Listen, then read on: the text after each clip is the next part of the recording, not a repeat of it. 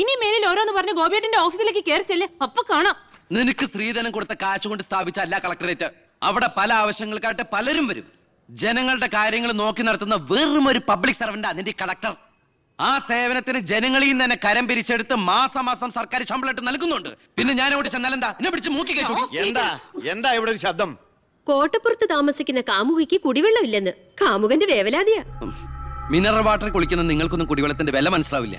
കണ്ടില്ലേച്ചാ, വാലിക്കാരിയുടെ മകളെ പറ്റി പറഞ്ഞാ ഇത്ര ചൊടിപ്പ്. അതെങ്ങനെയാ? മൊട്ടയിന്ന് വിരിയുന്നതിന് മുമ്പ് എഴുത്തു കൊടുത്തവനല്ലേ നീ? ഇക്കണക്കിന് അവളെയും കിട്ടി നീ ഈ കുടുംബത്തിൽ കയറി വരില്ലെന്ന് എന്തോ ഉറപ്പ്? ഒരു ഉറപ്പില്ല, സംഭവിക്കാം. നിന്നോടൊരു കാര്യം പറയാനിരിക്കായിരുന്നു. കോട്ടപ്പുറം കോള കമ്പനിയുടെ കാര്യത്തിൽ നീ ഇടപെടണ്ട. ഇടപെടാതിരിക്കാം. ആ കമ്പനി അവിടെ നിന്ന് മാറ്റി സ്ഥാപിക്കണം. പുതിയ പ്ലാന്റിന്റെ ഉദ്ഘാടനം നടക്കാനും പാടില്ല. നിന്നെ പോലുള്ള പേട്ട് രാഷ്ട്രീയക്കാരും പ്രതിപക്ഷവും ഒന്നിച്ചിടപെട്ടാ പോലും പുതിയ പ്ലാന്റിന്റെ ഉദ്ഘാടനം ഞാൻ നടത്തും. ചന്ദനക്കാട്ടിൽ ബാലഗംഗാധര മേനോന്റെ മകനാണ് ഈ ഞാനെങ്കിൽ ആ ഉദ്ഘാടനം നടക്കില്ല. നിനക്കൊരു ചുക്കും ചെയ്യാനൊക്കെ